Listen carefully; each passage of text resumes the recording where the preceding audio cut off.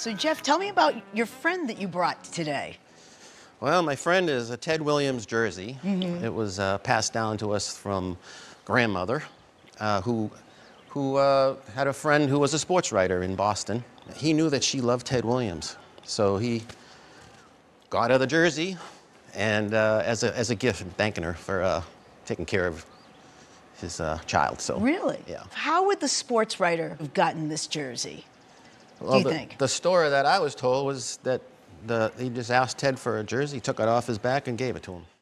This object is a Boston Red Sox home jersey worn by Ted Williams, one of the greatest hitters in the history of baseball.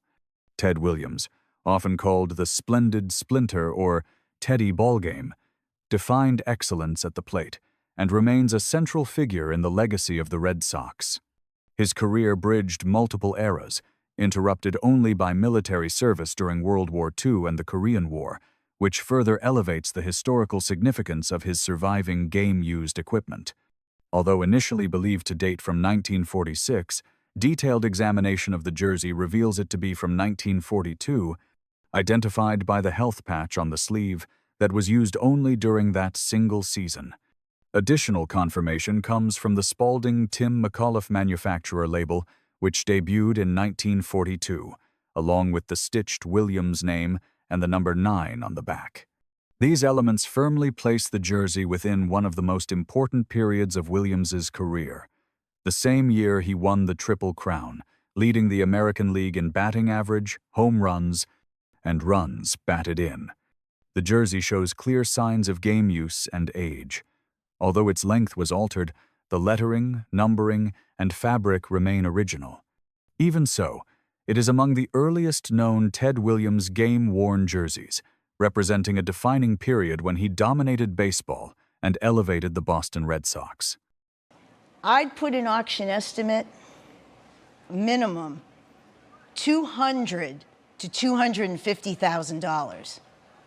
Wow, that's great. What do you do with that? If it didn't have the alterations, it would more likely be in the $400,000 to $600,000 range. Wow. I would insure it for no less than $500,000, $500,000. Damn, that's great. I don't know where the piece went, but if we could find it, put it back on.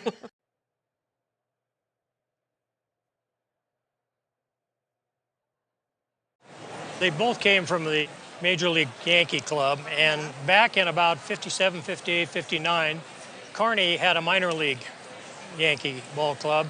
It was a rookie league, and what the Yankees would do, they'd send down their professional uniforms to the minor league players, and the minor league players would wear them. The jerseys entered the collection through years spent around baseball at a very young age.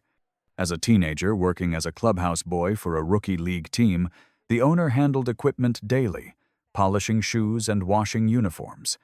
When the season ended and the team moved on, several uniforms were left behind, quietly kept without any sense at the time of their future importance. Only many years later did their true significance become clear. The two jerseys are directly associated with Whitey Ford and Yogi Berra, two towering figures in baseball history.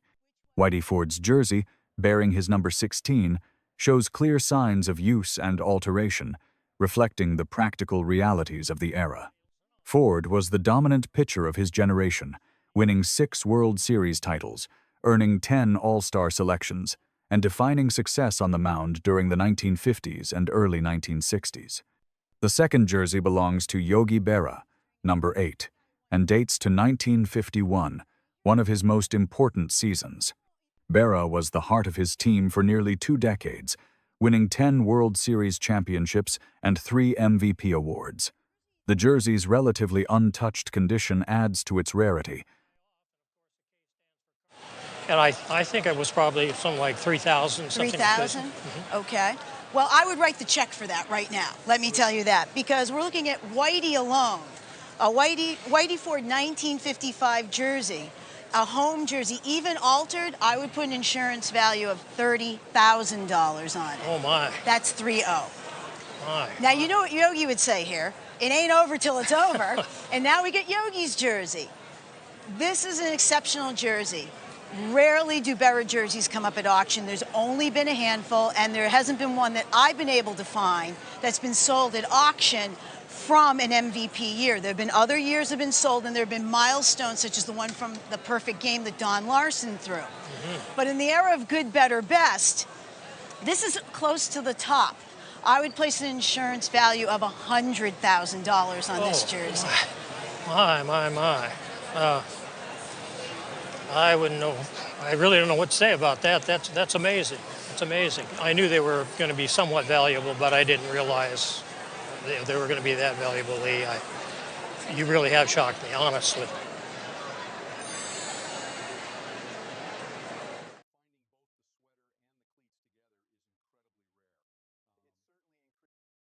This is a sweater that was handed down through my family. My grandfather, Wally Pipp, played for the New York Yankees, and this was a team sweater that they gave to the team members back in the 1921-1922 era. My grandfather played first base for the Yankees for 11 years. He's actually more famous for leaving the game. He got hurt one day. He said, "Coach, let the rookie play." Well, the rookie was Lou Gehrig. Yeah, that's what we couldn't believe. This is Wally Pipp, one of the best stories in baseball. The sweater and the baseball spikes come from the same family lineage and are directly connected to Wally Pipp, a former New York Yankees first baseman from the early 1920s. The sweater was a team-issued garment given to players during the 1921-1922 seasons, a period when such items were commonly worn while traveling, often by train. It was preserved by Pipp and passed down through the family, remaining intact for over a century. The spikes, also worn by him, further reinforce the personal and historical connection to his playing career. Wally Pipp played first base for the Yankees for 11 years and was among the league's top hitters during the dead ball era, leading the league in home runs in 1916 and 1917.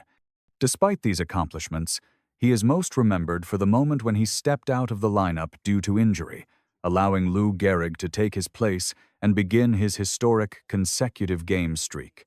Together, the sweater and spikes embody both the everyday reality of professional baseball at the time and a pivotal chapter in the sport's history. And then the sweater. It's, again, like you said, the third in existence from what we've seen to come out to be shown to the public. And that one, after we did quite a bit of research and deliberation, I'd put an insurance value on that of $75,000. Wow. I never would have guessed. It's a great piece, and the family provenance is exceptional.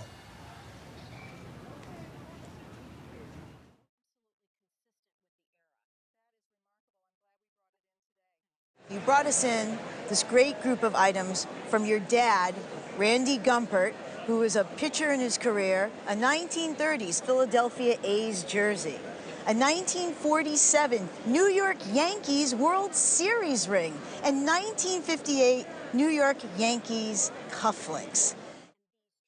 This group of baseball artifacts traces the long professional life of pitcher Randy Gumpert and reflects several defining stages of American baseball history. The earliest piece is a Philadelphia Athletics jersey from the mid-1930s, worn when Gumpert was just 16 years old after being recruited by legendary manager Connie Mack to pitch batting practice. The absence of a number on the back strongly suggests it was used before he became an established roster player, making it a rare witness to the very beginning of his professional career. The collection then moves to his time with the New York Yankees, highlighted by a 1947 World Series ring, marking the pinnacle of his playing years during the post-war Yankee dynasty led by Joe DiMaggio. Completing the group are a pair of New York Yankees cufflinks from 1958, symbolizing his continued association with the organization after injuries ended his time as a player, and he transitioned into coaching and scouting roles. Together, these objects form a coherent narrative of early promise, championship success, and lifelong service to the game, preserved through personal equipment rather than statistics alone.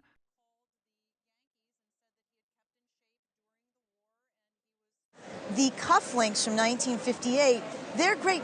People love to collect cufflinks, and they love Yankee cufflinks. These would be insured for about $10,000, okay? Okay. Now, the ring is the most special of all, because it really in many ways is the pinnacle of his career, the pinnacle of anyone winning a world championship, let alone for the Yankees in 1947, Joe DiMaggio and company. This I would put an insurance value on of $50,000. Oh my goodness. Oh my goodness. Thank you. So the total here would be $75,000. These uniforms, we have the 2 Yankee uniforms at home. We wore them for Halloween costumes. We did.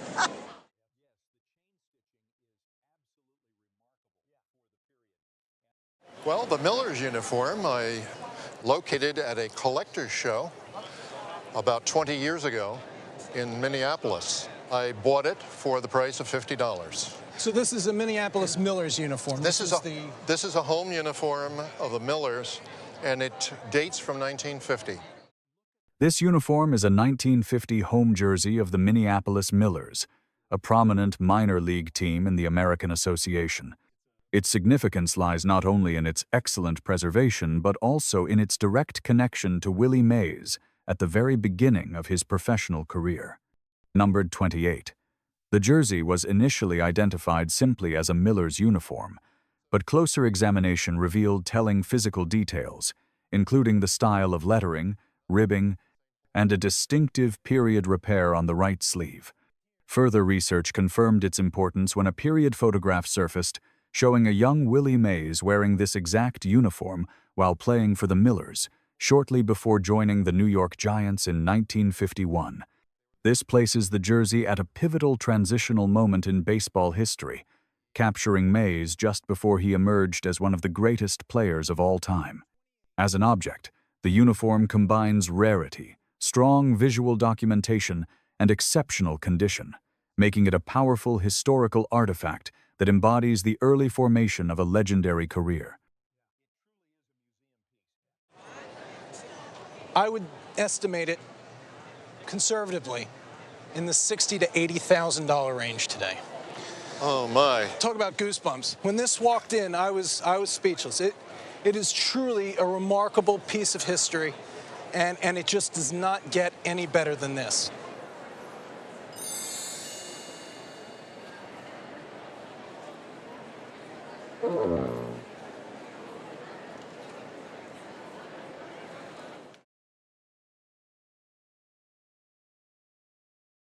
Well, my son and his buddies like to collect baseball cards. And I was always driving them because they were too young to drive any place. And one of the places nearby had a special event that day. And they said, put your name in a slip and stick it in a box, and we'll have some drawings. And lo and behold, I won this. Did you have to pay to enter the drawing? Nope. All I had to do was put my name on a piece of paper and drop it in the box. When I won, they called and said, you got the jersey. Cool. Did they tell you anything else about the jersey at the time? Nope. Really? They said they thought it was probably worth about a couple $100, but that's all they said. Reggie Jackson is one of the most celebrated figures in American baseball history, best known for his power hitting and his defining years with the New York Yankees. Nicknamed Mr. October, Jackson played a central role in Major League Baseball during the 1970s and early 1980s, earning a reputation for performing at his best on the biggest stages. The jersey discussed here dates to the 1980 season, a period when Jackson was firmly established as a veteran star and a leader on the Yankees roster. The garment itself is a confirmed game-worn New York Yankees jersey issued to and used by Reggie Jackson. Key identifiers include the proper player name label, correct stitching, the Wilson manufacturer tag with sizing, and Jackson's iconic number 44 appearing on both the front and back. Visible wear, including stains and fabric aging, further supports its authenticity, as collectors place high value on jerseys that clearly show on-field use. A particularly important detail is the black armband on the left sleeve, worn by the Yankees in 1980 to honor teammate Thurman Munson, who tragically died in a plane crash the year before. Historically, the 1980 season was significant for Jackson, as he led the American League with 41 home runs and won the Silver Slugger Award. Taken together, the player association, confirmed game use, and historical context elevate this jersey into a strong collectible category, with substantial appeal in today's sports memorabilia market. So today, an auction estimate for this jersey would be $8,000 to $12,000. Oh my gosh. That's amazing. Huh. Wow. Yes. Do you know why he was number 44? He's like, I'd like number 44 because I want to pay homage to Hank Aaron.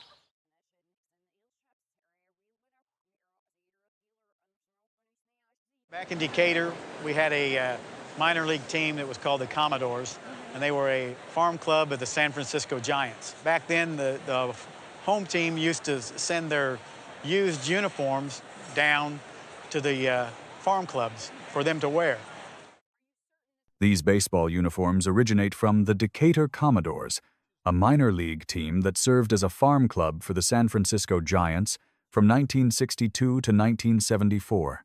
During that era, it was common practice for major league teams to send their used road uniforms down to affiliates, where the original lettering was removed and replaced with the local team name. As a result, these jerseys retain their major league construction while bearing visible alterations that reflect their secondary use. Among the group are 3 jerseys connected to Hall of Fame players: Gaylord Perry, Willie McCovey, and Juan Marichal. Perry's 1967 road jersey shows clear modification but is tied to one of the most accomplished pitchers in baseball history. McCovey's jersey dates to his 1969 MVP season, linking it to one of the game's most powerful hitters. The Marichal uniform from 1962 stands out as unaltered, preserving original details associated with his distinctive pitching style. Collectively, these garments illustrate the practical realities of player development systems and offer tangible links to the golden era of the San Francisco Giants. We're going to find out. This jersey is from 1967. It's an away jersey. With the alterations on it, I would place an insurance value of $7,500.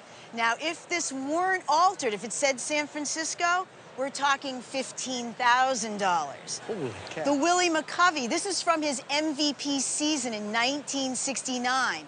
In this condition, I would put an insurance value of $10,000. But again, if it weren't altered, you'd be looking at $20,000. Now, let's go back to Juan Marichal.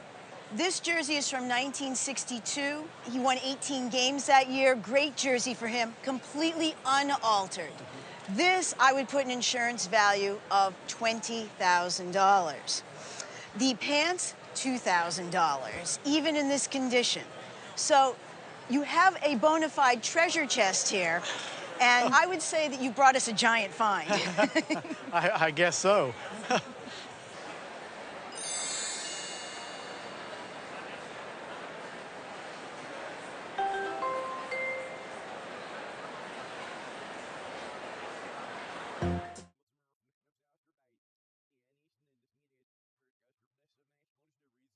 I bought it because I was told it was a protector for the head, like an early helmet.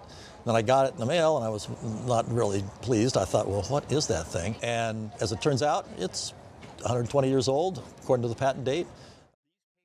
This unusual object is an early baseball head protector, designed at a time when player safety was still a controversial idea. Known as the Reach pneumatic head protector for batters, it was produced around 1905, as indicated by its patent date, making it more than a century old. Constructed from canvas rather than hard material, it functioned by inflating an internal tube with air to cushion the side of the head most exposed to pitched balls. Contemporary advertisements show it being marketed as a practical safeguard, though even then it appears to have been unpopular, discounted, and rarely adopted by players. Its limited use reflects the culture of early baseball, when protective equipment was often ridiculed and perceived as a sign of weakness. Although serious injuries and fatalities from beanballs were a real danger, most players rejected such innovations as uncomfortable and restrictive. As a result, this head protector was briefly tested and then largely forgotten decades before batting helmets became mandatory in Major League Baseball. Preserved, unused, and still in its original box, the object stands today as a rare and revealing artifact that illustrates both early attempts at safety and the resistance that delayed their acceptance. I paid $600. The only example that we could find was in the Hall of Fame. Yes. And there's Okay. no box. So Oh, as far okay. as we know, this is the only one that exists I'll be darned. with a box Wow. and all together and in this condition. That's amazing. Well, that is amazing. We would put an auction estimate today of $8,000 to $12,000 on it. Yo, that's amazing. That is amazing. It really is. I'd insure it for probably somewhere around $15,000. Wow, that's pretty cool. I appreciate that.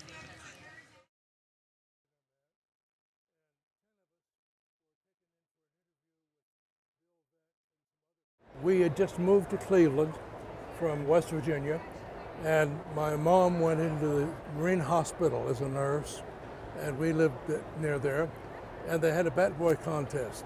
You know, I want to be bat boy for the Cleveland Indians. And we wrote in, you know, all the kids that were 14 wrote in on that, and 10 of us were taken in for an interview with Bill Veeck and some other folks. This baseball jersey is closely tied to the Cleveland Indians' historic 1948 season, when the team won the second and final World Series championship in its history. After relocating from West Virginia to Cleveland, the wearer served as a bat boy, giving him direct access to the team throughout the regular season and the World Series. The jersey was worn during home games, including Games 3, 4, and 5 of the World Series, placing it at the heart of a landmark moment for the franchise. Made entirely of heavy wool, the jersey exemplifies the materials and construction typical of late 1940s professional baseball uniforms. Its well-preserved condition suggests careful handling despite regular use during a championship run. The garment is also inseparable from the legendary figures of that season, especially Satchel Paige, who at age 42 became the oldest rookie in Major League Baseball and contributed meaningfully to the team's success. The one thing I want to tell you, and we didn't discuss, value, and I'm sure you're curious. This is hard to quantify because Bat Boy Game Series worn jerseys, I've never come across, but we have come across professional players. If we're going to quantify the value, we have to consider what those have sold for. Given that, I think a value at auction, I think $2,000 to $3,000. All right.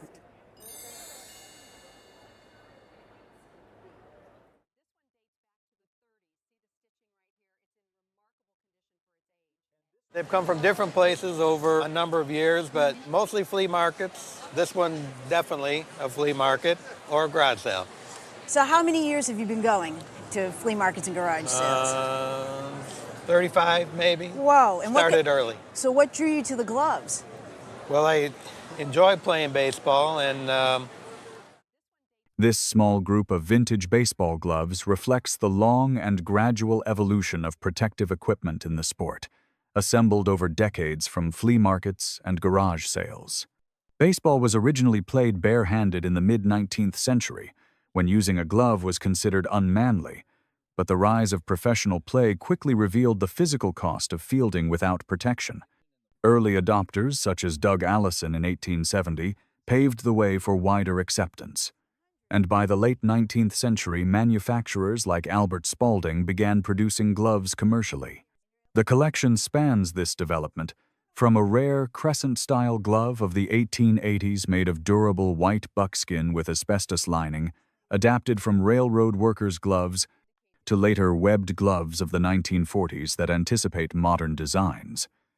Particularly notable is the left-handed crescent glove, a second-generation form that still allowed sensitivity while adding padding. Its survival in excellent condition highlights both its historical importance and its scarcity, making it a tangible record of how baseball gradually balanced tradition, safety, and performance. So that was worn on your right hand. Yep. These have sold at auction, the right-hander's gloves, between $2,000 and $3,000. Wow. This being a left-hander's glove, and you see the great condition on it, Right. I would put an insurance value somewhere around $4,000 on this. wow, that's amazing.